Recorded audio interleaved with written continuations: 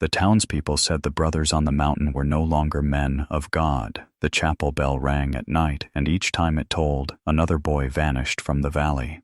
No graves were ever dug, no bodies ever returned. Some whispered the monks were keeping something in a coffin beneath the altar, something that woke only when blood was spilled. So when a church scribe was sent up there in the winter of 1844, he thought he'd be copying records. Instead, he found the brothers feeding their father in the dark. If you want more stories the history books won't tell, make sure you're subscribed, and tell me in the comments, where are you listening from tonight? The first sound was the bell. It rang through the Appalachian Valley with a slow, heavy toll, each strike echoing off the frozen cliffs. Snow clung to the pines, thick and wet, sagging their branches toward the ground. The wind carried the sound across the woods like a warning, steady and grim. A boy stumbled through the snow. His robe was torn, his chest heaving, bare feet leaving streaks of red behind him. He pressed a strip of cloth tight to his arm, but the blood still leaked through. Every step weakened him, yet he pushed forward, desperate to escape. Behind him came the voices, dozens of them rising together in low chant. The sound grew and fell like waves, words he could not understand but felt in his bones.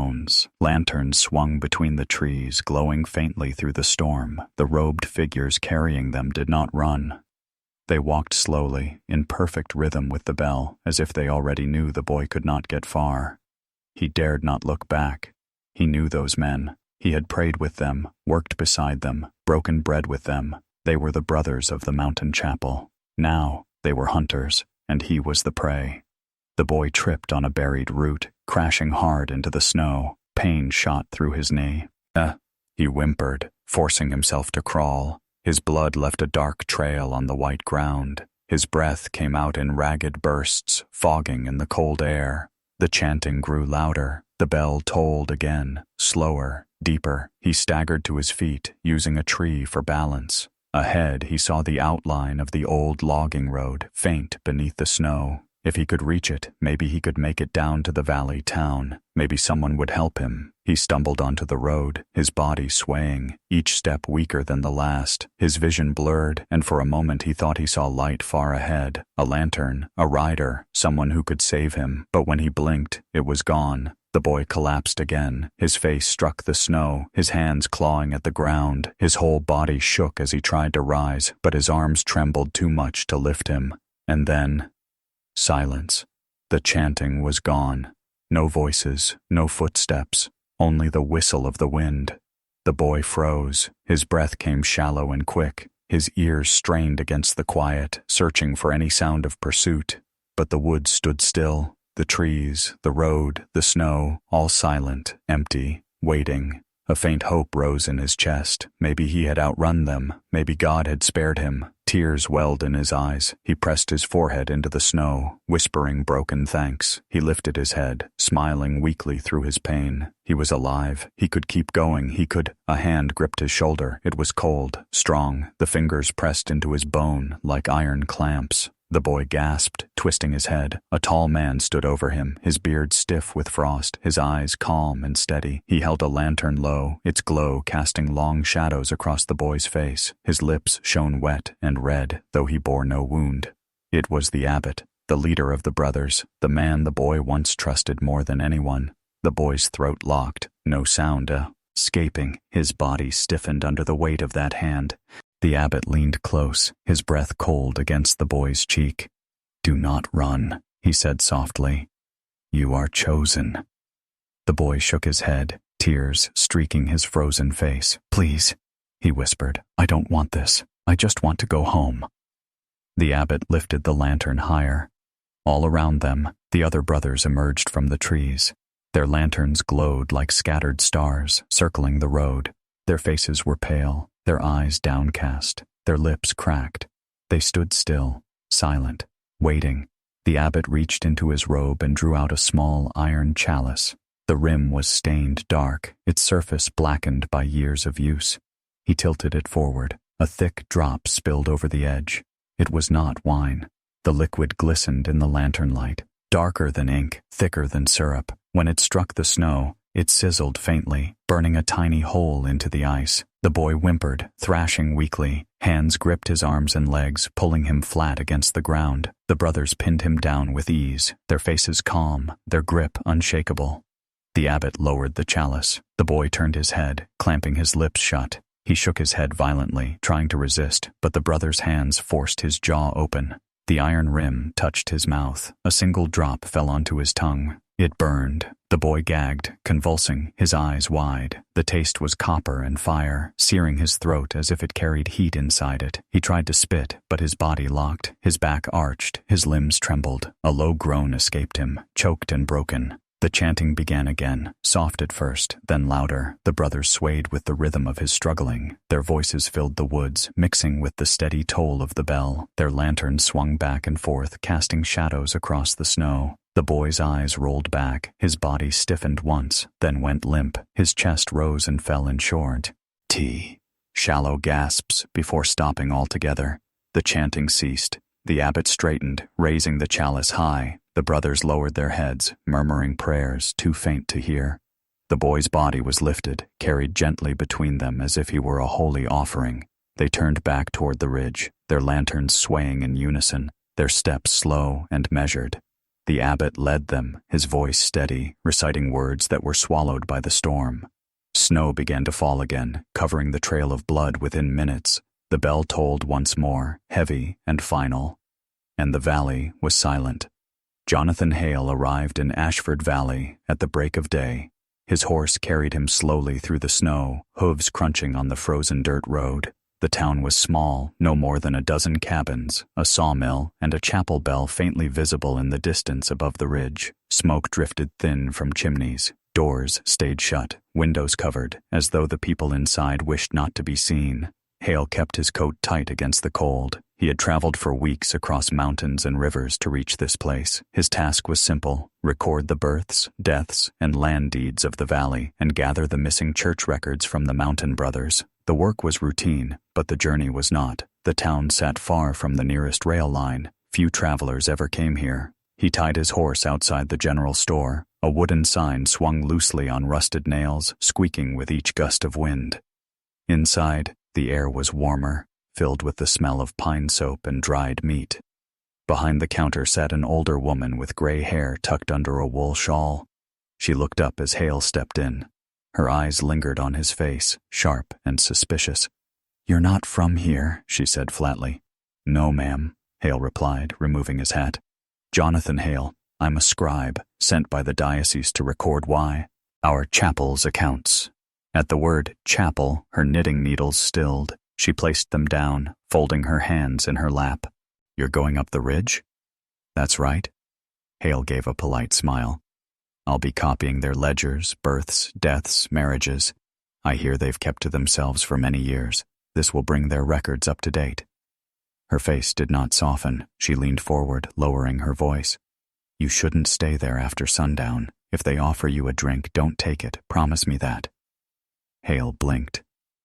"I beg your pardon?" She shook her head slowly. "The brothers. They are not as they once were. Too many children have gone missing. Too many graves never dug." Before Hale could ask more, the door opened. A tall man with a sack of coal stepped in, stomping snow from his boots. He glanced at Hale, then at the woman. "Mary, that's enough," the man said.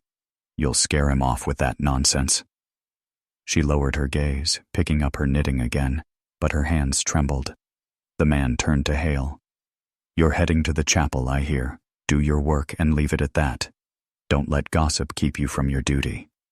Hale gave a small nod. "Of course, I'll be on my way by tomorrow." But that night, as he wrote in his journal by candlelight, the woman's words echoed in his mind. "If they offer you a drink, don't take it." The next morning, Hale set out for the ridge. The trail was narrow, carved between frozen pines and cliffs of black stone. His horse struggled on the incline, its breath steaming in the cold air. The higher he climbed, the quieter the world became. No birds sang, no streams ran beneath the ice. The silence pressed down on him heavier than the snow. By midday, he reached the chapel. It stood against the mountainside, built of dark stone and rotting timber. The roof sagged beneath the weight of snow. The bell tower rose tall but crooked. its iron bell swaying gently though there was no wind. Hale dismounted, tying his horse to a post buried in frost. The wooden doors of the chapel creaked open, and a figure stepped out. The man was tall, broad-shouldered, with a long beard stiff from the cold. His robe was dark, his eyes calm, steady. "Welcome, traveler," the man said. His voice was deep, measured. "I am Abbot Elias. We have been expecting you." Hale frowned. "Expecting me?" The abbot smiled faintly. "News reaches us, even up here. Come inside. Warm yourself." Hale hesitated. The woman's warning echoed in his mind. Still, he nodded politely and followed the abbot through the doors. The chapel's interior smelled of smoke and damp stone. Candles flickered at the altar, their light dim. The pews were empty, the air colder than outside. Wooden crosses hung along the walls, but some leaned sideways, others upside down, nailed as if carelessly placed. The abbot led him forward. From the shadows, brothers emerged one by one, pale men in heavy robes, their faces drawn and tired. None spoke, none smiled. They stood in silence, watching Hale with eyes that did not blink often enough. The abbot gestured toward a small silver chalice on the altar. Its rim was black, as though scorched. "You have traveled far," Elias said. "Join us, drink, and be welcomed." Hale's throat tightened. He forced a smile. "Perhaps later. The records first, if I may. The work is what brought me here." The abbot's eyes lingered on him, too long, too still. Then he nodded. "As you wish. Follow me." He led Hale down a narrow hall, the stone walls damp, the air colder still. Their footsteps echoed softly. At the end stood a heavy iron door bound in rust. Deep scratches scarred the frame, like marks left by fingernails. The abbot drew a key from his robe. The lock groaned as it turned. He pulled the door open. Inside was not a library of scripture. It was a vault of ledgers, shelves stacked to the ceiling, each spine marked with years. Some stretched back further than thus, town itself. Hale stepped inside slowly, his breath clouded in the cold. He brushed dust from a spine and opened it. The pages were filled with names. Beside each name was a date, and beside each date, the same word written again and again. "Taken." Hale turned, his voice unsteady. "What kind of record is this?" The abbot's faint smile never changed. "These are the lives we have kept." The iron door swung shut behind them with a heavy thud. The sound echoed in the stone hall, deep and final. Hale did not hear the lock turn, but he felt the weight of it all the same. Jonathan Hale stood in the vault, staring at the rows of ledgers stacked high along the walls. Each spine bore a year, some recent, others reaching back before the town of Ashford was even settled. He pulled one from the shelf, brushing away dust. The cover creaked as he opened it. Inside, the pages were filled with lists of names written in careful ink. But where he expected births and baptisms, there were only dates. No births, no marriages. Only names and dates marked with the same word over and over. Taken. Dozens of pages, all the same. He turned to the abbot, his voice low. "What are these records?" Abbot Elias's expression remained calm. "They are the truth of this place, every life that has passed through our hands." Hale closed the ledger, unsettled. He replaced it on the shelf, choosing another. The same pattern. Dozens more names, taken. A chill crept along his spine. "You mean to say these are deaths?" Hale asked. The abbot tilted his head slightly. "Not deaths. A death is an ending. These are transformations. They are beginnings." Hale felt the cold of the room pressing closer. His hand tightened around his journal, the leather warm compared to the damp stone air. "I was sent here to record marriages and births," Hale said, his tone firm. "These books show neither. They're meaningless to the church." The abbot's eyes lingered on him, calm but steady, as though studying his every word. "The church does not understand what is kept here. They would not accept it. But you may come to see." Hale shook his head. "I'm here to write, nothing more." The abbot smiled faintly, as if he had heard that before. "Then write." He left Hale alone in the vault. The heavy iron door closed behind him, the echo deep in the stone. Hours passed. Hale worked by the light of a single candle, the ledgers spread out before him, each page stranger than the last. Some dated back 50 years, others nearly a century. All told the same story: names, dates, taken.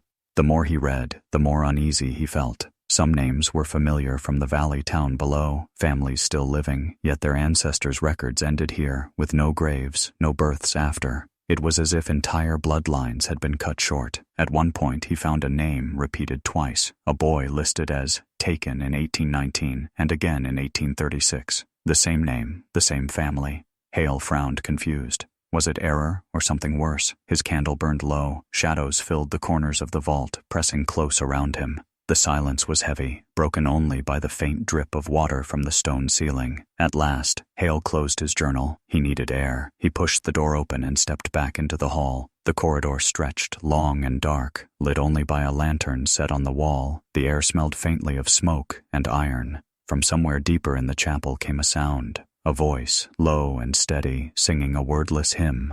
Hale followed the sound, drawn despite his better judgment. The corridor ended at another heavy door, this one wooden and bound with thick bands of rusted iron. Strange markings were carved into its surface, symbols Hale did not recognize, crosses bent into odd shapes, circles pierced with lines. The sound came from behind it, voices, not one, but many, rising together in chant. He reached for the handle, but it would not move. The door was locked. Footsteps echoed behind him. Hale spun. A novice stood at the end of the hall, a boy no older than 17, his robe hanging loose on his thin frame. His face was pale, his lips dry. He stared at Hale for a long moment before speaking. "You shouldn't be here," the boy whispered. Hale lowered his voice. "What's behind this door?" The novice glanced at it, then back at Hale. His eyes darted nervously, as if afraid someone might hear. "The forbidden chapel," he said at last. "We're told never to speak of it." Hale's throat tightened. "Why? What happens in there?" The boy stepped closer, his face pale in the lantern light. "At night, they gather. They say prayers not meant for God. And the coffin." His voice broke off. He glanced around again, shaking his head. "The coffin must be fed," he whispered. Before Hale could ask more, the novice turned and hurried back down the hall, vanishing into the shadows. Hale stared after him, his heart pounding. He looked back at the iron-bound door. The chanting grew louder, steady, unbroken. His hand hovered near the handle, but he forced himself to step away. Not yet. He needed to learn more before opening that door. That night, Hale was given a narrow bed in a cold stone cell. The straw mattress was thin, the blankets damp from the mountain air. He lay awake, staring at the ceiling as the hours crept by. The chapel was not silent.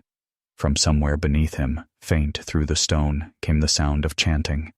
Low at first, then rising, dozens of voices moving as one. Hale pressed his ear to the wall, his breath shallow. The sound came from deep underground. Then he heard something else. A moan, weak, human. The sound of pain. It lasted only a moment before the chanting swallowed it. Hale pulled back from the wall, heart pounding. His hand shook as he reached for his journal. He lit a small candle and began to write.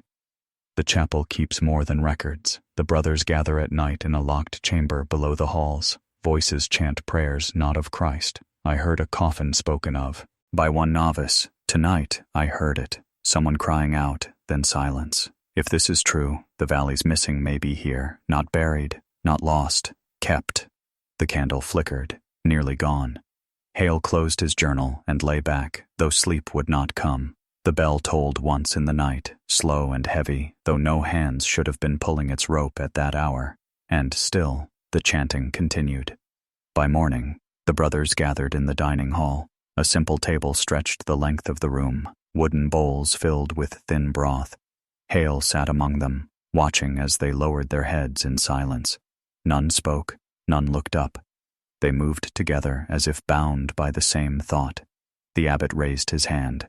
A brother stepped forward, carrying the silver chalice Hale had seen before. Its rim was dark, its surface stained. One by one, the monks drank. Their lips touched the iron rim, their throats swallowing deeply. When they pulled away, a faint trace of red clung to their mouths. The chalice was passed down the line. When it reached Hale, the room grew still. Every eye turned to him. His hand hovered near it, but he did not touch. The woman's warning in the town echoed in his mind. If they offer you a drink, don't take it. He forced a polite smile. My stomach is weak from travel. I'll eat plain food if it pleases you. The abbot's calm eyes fixed on him. The silence stretched. Then, slowly, the abbot nodded. As you wish, he said. The chalice passed on, but Hale saw the looks exchanged between the brothers, quiet glances, knowing and cold. He had marked himself different from them, and in a place like this he wondered what price that difference would cost. The next 2 days passed in uneasy silence. Jonathan Hale spent his daylight hours in the vault, hunched over the ledgers, his candle burning low as he copied names and dates into his journal. The workshulum had have been dull, yet every page unsettled him more. He never found baptisms, marriages, or proper deaths. Just the word written over and over in the margins. Taken. Each time he closed a book, he felt as though he had brushed against something unholy. By night, he lay in his stone cell, listening to the chapel walls hum with faint voices. The chanting rose and fell in waves, never fully quiet. Sometimes, in the deepest hours, he thought he heard footsteps in the hall, though no one passed his door. The brothers kept to themselves. They spoke little, moving through their routines like shadows. Hale studied them when he could. Their skin was pale, stretched thin across their faces. Some bore dark stains on their lips, as if something had bled there and never been cleaned. He wrote each detail in his journal, though he wondered if anyone outside these mountains would ever believe it. On the morning of the 3rd day, Hale noticed something strange. At breakfast, only 12 brothers sat at the table. He had counted 15 the night before. He set his spoon down, watching quietly as the meal passed in silence. No one spoke of the missing 3. Their bowls were gone, their places empty, as if they had never existed. Afterward, when the others dispersed, Hale stopped one of the younger novices in the corridor. The boy was pale, his eyes heavy with sleeplessness. "Where are the others?" Hale asked softly. "I counted 15. Now there are 12. The novice froze, his lips parting slightly. He glanced up and down the corridor, then leaned close. "They've been called," he whispered. "Called where?" The boy shook his head quickly. His hands trembled as he gripped his robe. "Don't ask. You'll see soon enough." Then he hurried away, disappearing into the shadows before Hale could press him further. The words echoed in Hale's mind all day. Called. Called where? Called to what?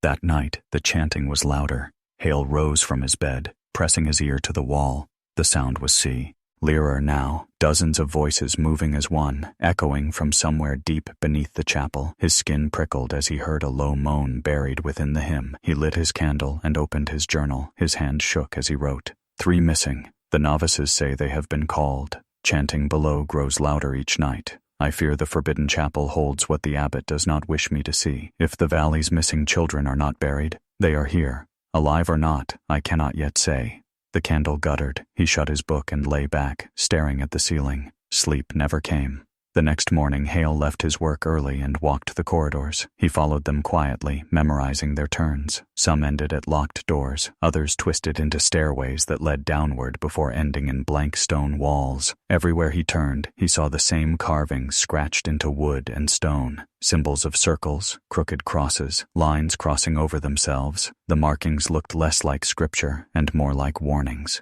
As he passed a narrow stairwell, he heard a faint sound. Not chanting this time, but weeping. He followed it downward, each step creaking under his boots.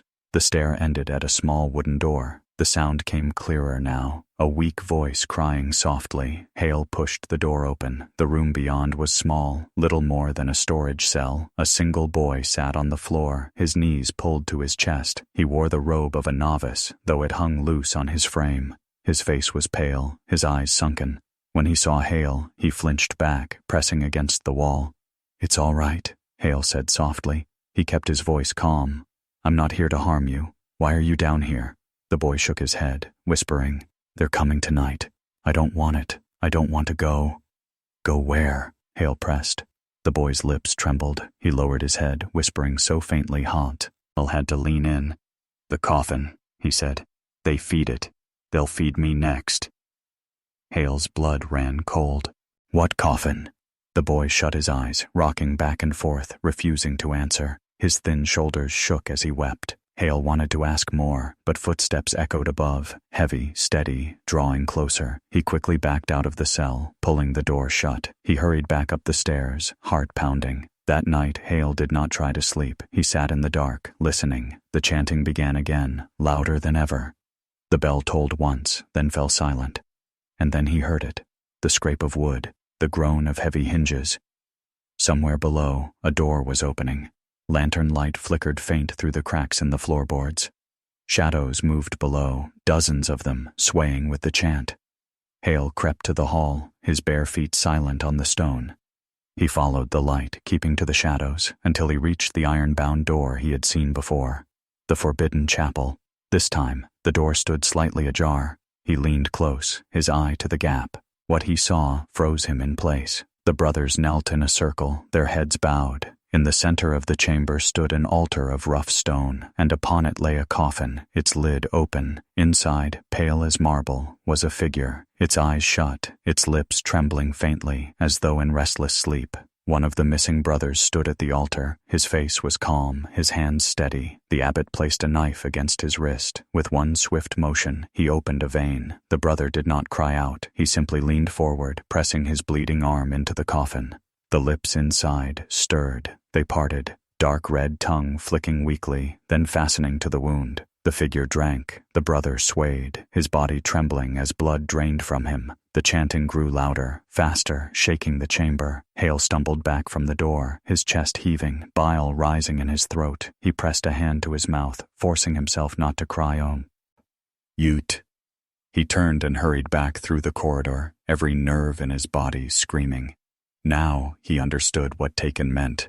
It did not mean buried. It meant fed. Morning came gray and heavy. Snow fell hard against the chapel roof, rattling the shutters. Jonathan Hale sat on the edge of his straw mattress, his body stiff, his mind restless. He had not slept. All night, the sight replayed in his head. The coffin, the pale lips moving, the monk's blood dripping into the open mouth, the word in the ledgers, taken. He pressed his hands to his face. Every instinct told him to leave, to ride down the mountain and never return. But the horse was tied outside under the brothers' watch, and even if he managed to mount it unseen, the trail was narrow and steep. They would catch him before he made it halfway. For now, he had no choice but to remain.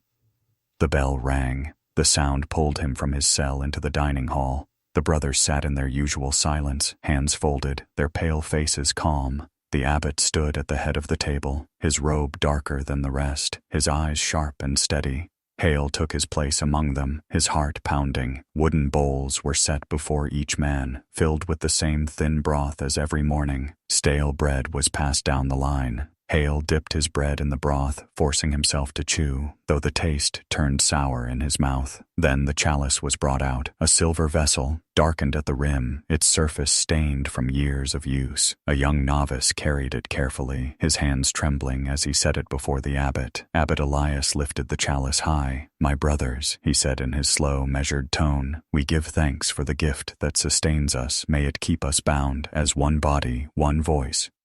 The monks bowed their heads. The chalice was passed down the line. One by one, the brothers lifted it to their lips and drank. Hale watched. Ed closely. He saw the faint trace of red left behind on their mouths. Not wine, not broth, blood. The chalice crept closer, passed from pale hands to pale hands, until it rested before him. Every eye in the hall turned to him. Hale felt the weight of their stares pressing on his skin. His heart thundered, his throat dry. He thought of the woman in town. "If they offer you a drink, don't take it." He forced a polite smile. "My stomach is weak from the road," he said softly. "If it pleases you, I'll eat plain food until I'm well." Silence. The abbot's eyes fixed on him, calm, unmoving. The air grew heavy. Hale's fingers tightened around the wooden table. The silence stretched so long he feared he had condemned himself. Then, at last, the abbot nodded. "As you wish," he said. The chalice was passed along, but the stares did not leave Hale. He felt them even as the bowls were cleared, even as the brothers filed silently out of the hall. He remained seated, his breath shallow, until only the abbot and one novice remained. The abbot stepped closer, resting a hand on Hale's shoulder. His grip was firm, cold. "You must not refuse forever," Elias said quietly. "The gift waits for all who come here. You cannot stay apart from it." Hale swallowed hard. "I came only to copy your records. Nothing more." The abbot's hand lingered a moment, then released. His calm smile returned. "Copy then. Write what you see. But know this, no page leaves this mountain unless we allow it." He turned and walked away, the novice following close behind. Hale sat frozen, his chest heavy, his hands shaking. Later that day, Hale returned to the vault. His candle flickered weakly against the shelves of ledgers. His eyes burned from lack of sleep, yet he forced himself to keep writing. The word "taken" appeared again and again, always marked in the same careful hand. He found whole families listed across decades, their names ending without explanation. In one book, the margin bore a note written smaller than the rest. "Brought below." The words chilled him more than the cold stone air. As he worked, footsteps approached. Hale blew out his candle and pressed himself against the wall. The vault door creaked open. 2 novices entered, carrying a heavy wooden box between them. Their faces were pale, their lips moving silently in prayer. They set the box on the floor and pried it open with iron tools. Hale peered through the shadows. Inside the box were glass jars, each filled with dark liquid. The novices lifted them carefully, one by one, and placed them onto the shelves beside the ledgers. The candlelight caught the glass. The liquid inside was thick, red, blood. Hale's stomach twisted. The novices whispered to each other. "For the chalice," one said. "Keep it filled." The other nodded, setting the last jar in place. They closed the box, lifted it again, and carried it out. The vault door shut behind them. Hale pressed a hand to his mouth, his chest heaving. He waited long minutes before relighting his candle. He looked at the jars gleaming on the shelves, nestled among the ledgers of names. The gift, the abbot had called it, the gift that sustained them. Hale realized now the chalice never emptied. It was kept full by jars, and those jars were filled by the missing. That night, Hale lay awake again. The chanting returned, louder than before, echoing up from beneath the chapel. He thought of the novice he had found in the storage cell, weeping that he would be fed to the coffin. He thought of the 3 missing brothers. He thought of the pale figure in the box, lips twitching as it drank. And he thought of the chalice, passed down the line, waiting for him to drink. Sleep never came. He stared into the dark until the bell rang again, slow and heavy, shaking the mountain. The brothers gathered below. The chanting swelled, and Hale knew with rising dread that the day would soon come when refusal would no longer be possible. The storm had not eased. For 3 days, the mountains were buried in snow, cutting the chapel off from the town below. The trail vanished under drifts taller than a man. The brothers carried on with their routines, unaffected, as if they had expected the storm. Jonathan Hale, however, felt trapped. Each morning he rose, walked the same stone halls, and copied the same terrible ledgers by candlelight. Each night he returned to his cell, listening to the endless chanting from below. He had begun to lose track of time, his body stiff from cold and hunger, his mind clouded by lack of sleep. But something kept him working. Some pull toward the books, toward the truth he could not yet see. It was during one of these long hours that he noticed the locked cabinet. The vault was lined with shelves, but in the far corner stood a tall iron-bound case, its doors chained shut with heavy locks. Dust covered its surface, undisturbed. Hale had not seen the abbot or any brother approach it. The sight of it drew him like a flame. He worked through the day, waiting for his chance. Finally, when footsteps faded down the hall and silence returned, Hale rose from his stool. He carried his candle across the vault, the flame trembling in his hand, and crouched before the cabinet. The locks were thick, rusted with age. No keys hung nearby. He pulled at them, but they did not budge. He searched the room, running his fingers along the stone walls, the shelves, the table. Nothing. At last, he reached into his satchel and withdrew the small iron tool he used to mend his quills, narrow, sharp at the end, not a key, but perhaps enough. He worked in silence, his breath shallow. The candle guttered as he twisted the metal. Once, twice, the lock clicked faintly, then again, another click. The chain loosened, the cabinet doors creaked open. Inside lay more ledgers, but these were different. The leather was older, cracked and curling at the edges. Some covers bore strange symbols burned into them, the same markings Hale had seen carved into the chapel walls. Others were stained dark, as though something had spilled across them long ago. Hale set one on the table, brushing dust from the cover. He opened it carefully. The first page bore a year, 1762. His eyes widened. This was before Ashford had even been settled, before the chapel was built. He turned the pages slowly. The same pattern appeared. Names, dates, the word taken. But here, the names were not from the valley. They were from towns far away. Pennsylvania, Virginia, even across the sea. Whole families listed, all ending the same way. Hale's stomach turned. He set aside the book and opened another. This one dated 1798. The handwriting was different, neater, more deliberate. Again, names filled the pages, and again, taken. Near the middle, however, he froze. One entry stood out. Beside a name, written smaller than the rest, was a single note. Recorder, arrived to copy accounts. Kept. Hale's blood ran cold. He turned more pages. More notes appeared. Clerk from Richmond. Surveyor from Charleston. All marked the same. Kept. His hands shook as he closed the ledger. He set it aside and opened another, dated 1813. His breath caught when he read the margin. Jonathan Pierce, recorder, taken. Another man, another recorder like him, sent for the same work. His name written and ended here. Hale dropped the book. The sound echoed in the vault, too loud, too final. He pressed his hands to his face, his chest tightening. He understood now. He had not been sent here by chance. He had been sent because others before him had come, and none had returned. The church had not asked him to copy the records. They had sent him to vanish into them. The iron door creaked. Hale's head snapped up.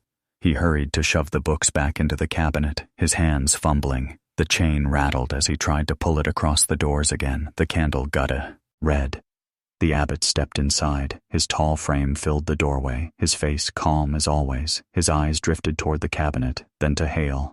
"You've been busy," Elias said softly. Hale forced his voice steady. "I was making an inventory. Your records are vast. The diocese will be impressed." The abbot stepped closer. His boots echoed on the stone floor. "These records are not for the diocese," he said, his eyes fixed on Hale, unblinking. "They are for us. They are what keep us bound." Hale swallowed hard. His hand tightened on the edge of the table. Elias looked down at the open ledger, at the name still visible on the page. His faint smile deepened. "You see, then," he said. "Others have come before you. All found their place." Hale forced himself to meet his gaze. "I am not like them." The abbot leaned closer, his cold breath brushing Hale's cheek. "Not yet," he whispered. He straightened, taking the candle from the table. The flame lit his face in sharp lines.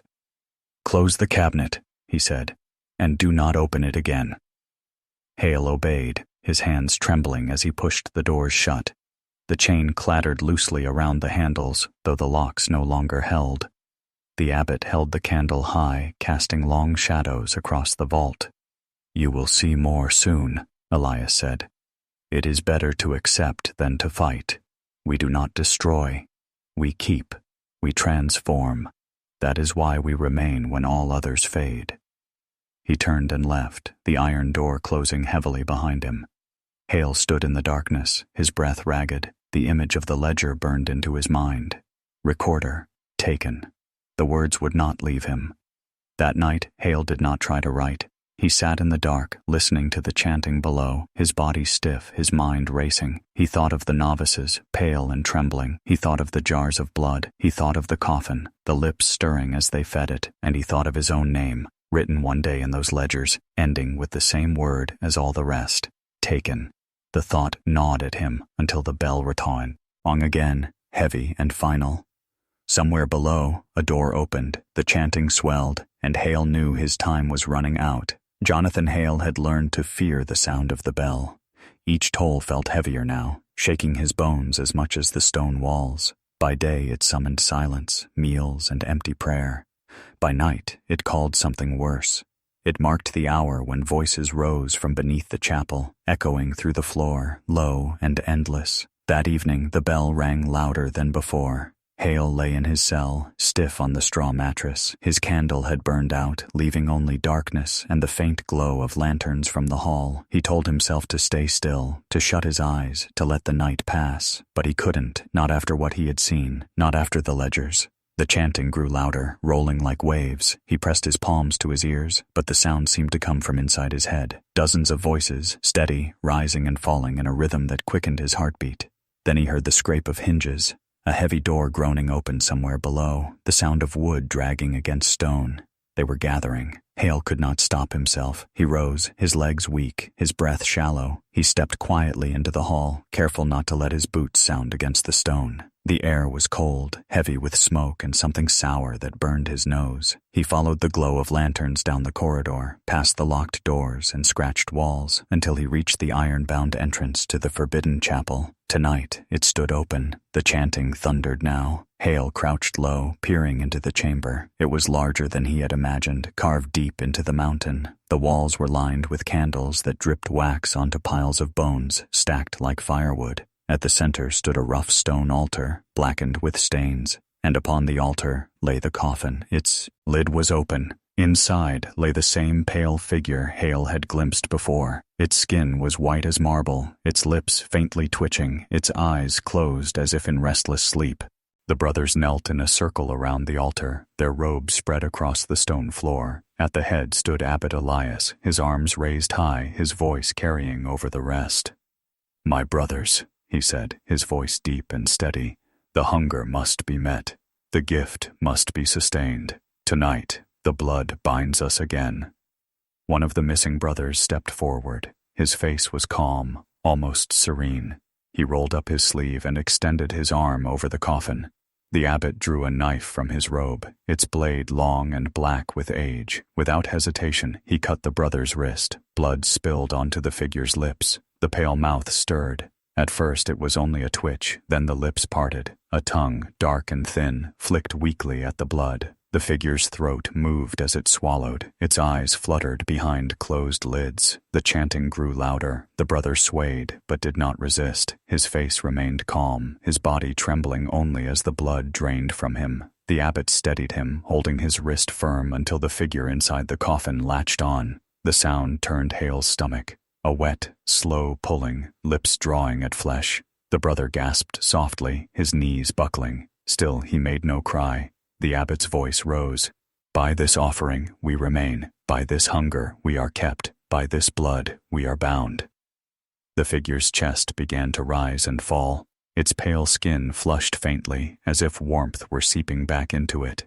Its fingers twitched against the coffin's edge. Hale's hand gripped the doorframe, his breath shallow, his body trembling. Every instinct screamed at him to flee, but his legs would not move. Another brother stepped forward, pulling back his sleeve. The abbot released the first, who collapsed weakly into the arms of the others. The second pressed his wrist to the coffin's mouth. The figure drank greedily now, its lips clamped tight, its throat moving teetily. Its eyelids flickered, and for a moment Hale thought he saw them part. Two pale eyes rolled open, cloudy but alive. They fixed on nothing at first, then slowly turned toward the abbot. The chanting reached a fevered pitch. The monks swayed, their voices deep and wild, echoing off the stone until it felt like the whole mountain was alive. The abbot leaned close to the figure. His voice was soft now, almost tender. "Feed, Father, feed and rise again." The figure stirred, lifting its head slightly from the coffin. The sound of its drinking grew stronger, deeper. Hale stumbled back, his hand slipping on the stone. The door creaked under his weight. Dozens of heads snapped toward him. The chanting stopped, the abbot's calm eyes fixed on Hale. "Bring him," Elias said. The brothers rose as one, their pale faces turned toward the outsider. Their footsteps echoed as they advanced, steady and unhurried, as though certain he could not escape. Hale spun, his heart pounding, and fled down the corridor. His candle sputtered out, leaving him in darkness, but still he ran. His boots slammed against the stone, his breath ragged, the sound of footsteps chasing him close behind. He turned corner after corner, desperate for the stairs that would lead him back to his cell, back to the surface. His hand scraped the walls, guiding him through the dark, but the voices returned, chanting again, rising behind him like a tide. The sound followed him through the halls. The brothers were coming. Jonathan Hale ran blind through the stone corridors, his hands scraping the walls for balance. His candle was gone. His boots slipped on patches of ice, but fear drove him forward. Behind him came the sound of pursuit, robes brushing against stone, footsteps in perfect rhythm, and the voices, low, steady chanting that did not quicken though they chased him. Hale stumbled up a narrow stairwell, his breath sharp in his chest. He pushed open a wooden door and spilled into the main hall of the chapel. Moonlight leaked faint through the high windows, cold and pale. The pews stretched out in silence, shadows long across the floor. He ran for the doors, but they were already closed. A figure stood before them. The abbot, his tall frame blocked the exit, his beard rimmed with frost, his eyes calm and unblinking. He raised one hand, and the chanting behind Hale ceased. "You have seen what was meant to be hidden," Elias said, his voice low but steady. "Now you must choose, to remain apart, or to be bound." Hale backed toward the pews, his chest heaving. "I came only to write," he said, his voice trembling. "To copy your records, nothing more." The abbot stepped closer, his boots echoing against the stone. "The records are more than words, Jonathan. They are blood, they are life, and you have placed yourself among them." The brothers emerged from the stairwell, their lanterns glowing faint. They spread across the hall, circling Hale in silence. Their pale faces watched him, their eyes glinting in the weak moonlight. Hale's heart hammered. He turned toward the side aisle, searching for escape, but the monks closed in. Cold hands seized his arms, his shoulders, his wrists. He struggled, thrashing, but their grip was iron. The abbot nodded once. "Bring him." They dragged Hale down the center of the chapel, past the altar, back toward the iron door. He kicked against the stone, his voice breaking. "Let me go. I want no part of this." The abbot walked ahead, leading them calmly, his lantern swinging. "You cannot escape what has been written," he said. "You are here because it was meant. You are the next line in the ledger." They pulled Hale through the open door into the forbidden chapel. The candles still burned along the walls. The coffin still lay open upon the altar. The pale figure inside stirred faintly, lips twitching, throat moving as if hungering. The monks forced Hale to his knees before it. His arms were stretched wide, held firm by their hands. His chest heaved, sweat cold on his skin. The abbot stood over him, the black knife glinting in the candlelight. "Do not resist. The more you fight, the more it consumes. If you yield, you may endure." Hale shook his head violently. I won't be part of this." The abbot lowered the blade, but instead of cutting Hale, he pressed the flat of it against his chest. The cold metal burned against his skin, though no wound opened. The abbot's voice deepened. "The mark is given," Elias said. "The vein will carry it." Hale gasped, his skin seared with pain, though the blade did not pierce him. A black vein spread outward from the point, crawling like ink beneath his flesh. He screamed, twisting against the hands that held him, but the monks did not relent.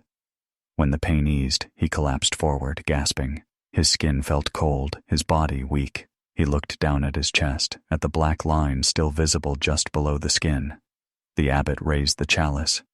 "You must drink," Elias said. "Only then will you belong. Only then will you live."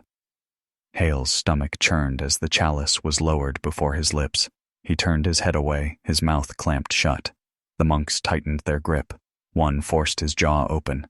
The rim of the chalice touched his lips. He smelled it before he tasted it. Iron, salt, rot. A single drop fell onto his tongue. It burned like fire, searing his throat, spreading through his veins. He gagged, choking, trying to spit, but the hands held him firm. His vision blurred. His chest tightened. The coffin stirred. The figure inside shifted, its eyes fluttering open. Pale and clouded, they rolled toward Hale. Its lips parted, a weak hiss escaping. The abbot's voice thundered, "Father, he is given to you." The monks lifted Hale, dragging him forward, his feet scraping against the stone. He struggled, kicking, thrashing, but his strength failed him. They pressed his arm to the coffin's edge. The figure inside reached up with trembling hands. Its grip was cold, stronger than Hale expected. its lips pressed to his wrist. Hale screamed as the mouth latched on. The pull was slow at first, then deeper, stronger. His blood drained, his vision dimming. His body trembled, his voice breaking into sobs. The abbot's voice rose with the chant. "By this blood he is bound, by this gift he is kept." The figure's pale face flushed faintly with color. Its lips moved greedily, its throat swallowing steadily. Hale's head swam, his chest hollow. The monks swayed, their voices filling the chamber. Hale's knees buckled, his strength ebbed. Darkness pressed at the edges of his sight. Just before he lost consciousness, the figure released him. His arm fell limp, blood dripping onto the stone. The monks let him collapse. The abbot knelt beside him, placing a cold hand on his chest. Hale's body trembled with each shallow breath. The black vein across his skin spread further, winding up his arm and across his neck. "You are ours now," Elias whispered. "You will endure. You will remain." The chanting slowed. The coffin fell still once more, its occupant sated. Hale lay weak on the cold stone floor, his body trembling, his mind clouded. He tried to move, but his limbs refused him. His last thought before the darkness took him was of the ledger, his name waiting to be written, and the word that would follow. Taken. Jonathan Hale woke on the cold stone floor of his cell. The straw mattress was gone. His candle was gone. Only the bare walls remained, slick with damp, pressing close around him. He tried to sit up, but his arms trembled. His body felt drained, hollow, as though the marrow had been pulled from his bones. Memory returned in fragments. The chalice at his lips, the black vein burning across his chest, the coffin's pale figure latching onto his wrist. His stomach twisted at the thought, yet part of him felt strangely calm, as if his fear had dulled. He looked down at his arm. The skin was pale, nearly translucent. Dark veins spread beneath the surface, crawling upward toward his shoulder. They pulsed faintly with each slow heartbeat. He pressed his sleeve down, unable to bear the sight. His throat was dry. Terribly dry. He licked his lips, but the taste was wrong. His mouth felt coated with iron, bitter and sharp. He craved water, yet when the novices brought a wooden cup to his door, he gagged on it. The liquid tasted like ash. Days blurred together. Hale could not tell how much time passed. The monks did not speak to him, only left food and water he could not bear to swallow. His body grew weaker, yet one thought began to gnaw at him, growing louder with each passing hour. Hunger. It was not hunger for bread or broth. It was deeper, twisting in his gut, burning in his throat. Each time a novice passed, Hale caught himself staring at the boy's hands, at the pale skin where veins pulsed faintly. He would shut his eyes, shoving the thought away, but it always returned. The ledger's word haunted him. Taken. He was becoming one of them. On the fourth night, he heard a soft voice outside his door. "Jonathan." He pushed himself weakly to his feet, pressing against the cold stone. Through the narrow gap, he saw the young novice he had spoken to before, the one who had wept in the storage cell. His eyes were wide, his lips trembling. "They will call you again," the boy whispered. "The abbot says you are chosen. You will drink next time, not give." Hale's voice cracked. "I don't want this. Help me." The novice shook his head quickly. "I can't. None of us can. Once you're marked, there is no leaving." Hale pressed his hand to the gap. "Why do you stay then? Why not run?" The boy's eyes filled with tears. "Because even if I ran, I'd still hear them. The hunger follows you. It doesn't let go." He glanced over his shoulder, then whispered quickly, "If you want to resist, you must starve it. Don't take the chalice. Don't feed. If you do, you'll never come back." Before Hale could answer, footsteps echoed down the hall. The novice flinched and slipped away, vanishing into the shadows. The silence that followed pressed on Hale like a weight. He staggered back to the corner of the cell, his body trembling, his throat burning with thirst. "Starve it," the boy had said, but how long could he resist before it consumed him from within? The next morning, Hale was taken from his cell. Two brothers gripped his arms, their hands cold and firm. He tried to pull free, but his strength was gone. They led him into the dining hall once more, where the long table was already set. The abbot sat at the head, his calm eyes fixed on Hale as he was forced into a chair. "You grow weaker," Elias said softly. "That is the hunger. Do not fear it. Accept it, and it will keep you." A bowl of broth was set before Hale. He pushed it away. His stomach turned at the smell. The chalice was carried in. The novice holding it trembled, his eyes fixed on the floor. He set it before Hale, then stepped back quickly, as though afraid to be near. The abbot gestured. "Drink." Hale stared at the vessel. The rim was blackened, the liquid inside dark and thick. His throat burned, his chest ached. He clenched his jaw, forcing his voice out. "No." The hall fell silent. Dozens of pale faces turned toward him. The abbot did not move. His eyes remained calm, steady. "If you refuse, the hunger will tear you apart. You will beg for it soon." Hale gripped the edge of the table, his knuckles white. "I will not become what you are." A faint smile touched Elias's lips. "You already are."